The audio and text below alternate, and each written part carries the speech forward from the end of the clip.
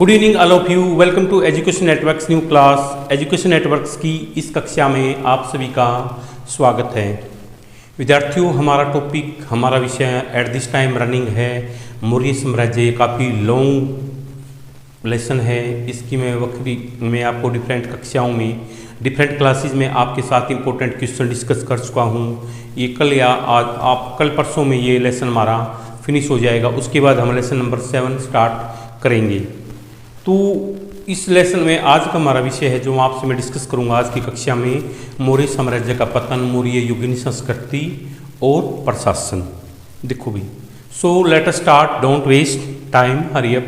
Today's topic Maurya साम्राज्य का पतन, मौर्य एम्पायर का डिक्लाइन होना, मौर्य युगीन कल्चर्स, इसका एडमिनिस्ट्रेशन, इन सब टॉपिक्स के बारे में आज मैं आपको साथ डिस्कस करूँगा। So I hope you will prepare better notes for your exam related with these topics.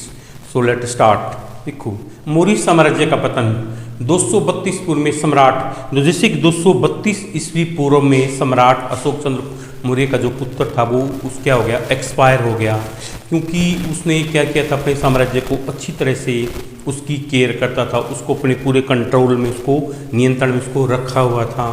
उसकी बागडोर को उसने अच्छी तरीके से संभाल के रखा हुआ था। संभाल करके किसने, सम्राट अशोक ने। जैसे ही 232 पूर्व में वो एक्सपायर हो गया, उसकी डेथ होगी, तो उसके उत्तराधिकारी अयोग्य सिद्ध हुए, जो उसके सैनिक थे, जो उसके प्रशासन को रनिंग करने वाले थे, जो उसको सिपह सालार थे, युद्ध नीति में जो उसका युद्ध भूमि में उसका साथ वगैरह देते थे, उसके राज्य की सीमाओं की रक्षा वगैरह करते थे, उसके उत्तराधिकारी क्या वो अयोग्य सिद्ध हुए, वो बिल्कुल नाकारा सिद्ध हुए, किसी काम के नहीं रहे वो। तो इसका क्या हुआ, इस वंश का अंतिम शासक कौन था भाई? सम्राट अशोक की मृत्यु के बाद जो उसका लास्ट किंग था वरदर्थ को उसके सेनापति वो वरदर्थ था। तो वरदर्थ को क्या हुआ, उसके सेनापति पुष्यमित्र शुंग ने 184 ईस्वी पूर्व में मौत के घाट उतार दिया। क्यों उतार दिया? क्योंकि वह अयोग्य शासक था, शासन की बागडोर नहीं संभाल सकता था। अशोक के कंपैरिजन में काफ़ी वो वीक और पुअर पर्सन था, क्योंकि अशोक स्ट्रोंग था, हर चीज़ को अच्छी तरीके से जानता था, राज्य को किस प्रकार से चला जा सकता, शासन व्यवस्था को, इस तरह के मेरिट उसके अंदर अवेलेबल थे, उसके अंदर गट्स थे। बट जो अंतिम रूलर था, लास्ट रूलर था वरदर्थ, वो इन सभी में एक्सपर्ट नहीं था। तो इस सिचुएशन का बेनिफिट उठाकर उसके सेनापति पुष्यमित्र शुंग ने 184 ईस्वी पूर्व में इसको क्या किया, उसकी मौत के घाट उतार दिया, उसकी डेथ कर दी। और इस प्रकार वरदर्थ के बाद मौर्य साम्राज्य का पतन हो गया। मौर्य साम्राज्य बिल्कुल डिक्लाइन हो गया, वो फिनिश हो गया। उसके बाद अगला हमारा नेक्स्ट टॉपिक कौन सा है, मौर्य युगीन संस्कृति। देखो, मौर्य काल में प्रथम बार एक विशाल, देखो जो हमारा मौर्य साम्राज्य था उसमें देश में प्रथम क्या फर्स्ट टाइम एक विशाल साम्राज्य की स्थापना हुई। किसमें? मौर्य काल में। इससे राजनीतिक एकता, सुदृढ़ता का वातावरण, मतलब राजनीतिक पॉलिटिकल यूनिटी, सुदृढ़ता, स्ट्रोंगनेस का इन्वायरमेंट क्रिएट हुआ। इस वातावरण में बौद्धिक संस्कृति उन्नति, बौद्धिक एवं सांस्कृतिक उन्नति यानी प्रोग्रेस का मार्ग भी प्रशस्त हुआ। यह बौद्धिक और सांस्कृतिक प्रोग्रेस का मार्ग भी खुल गया। किसमें? मौर्य साम्राज्य में। ठीक है। उसके बाद हमारा कौन सा है, देखो मैंने मौर्य साम्राज्य का पतन टॉपिक डिस्कस किया, मौर्य युगीन संस्कृति डिस्कस की। उसके बाद हमारा क्या है, प्रशासन। देखो, मौर्य प्रशासन व्यवस्था का जनक, देखो मौर्य प्रशासन व्यवस्था को पैदा करने वाला, उसको अच्छे तरीके से चलाने वाला कौन था? चंद्रगुप्त मौर्य, जो सम्राट अशोक के फादर थे।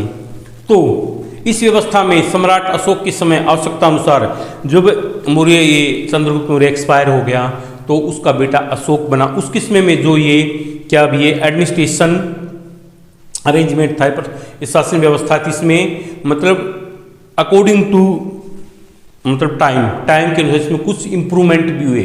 किसमें? शासन में, मौर्य एम्पायर में, मौर्य शासन जो अरेंजमेंट एम्पायर अरेंजमेंट, इसमें मौर्य शासन व्यवस्था का उद्देश्य, इसका एक ही एम था कि हर सिचुएशन में प्रजा का हित चाहना, प्रजा के लिए बेनिफिशियल सिद्ध होना, इस तरह का लक्ष्य इन्होंने लेकर रखा हुआ था। मौर्य साम्राज्य को प्रशासन व्यवस्था के लिए 2 भागों में बांटा गया है।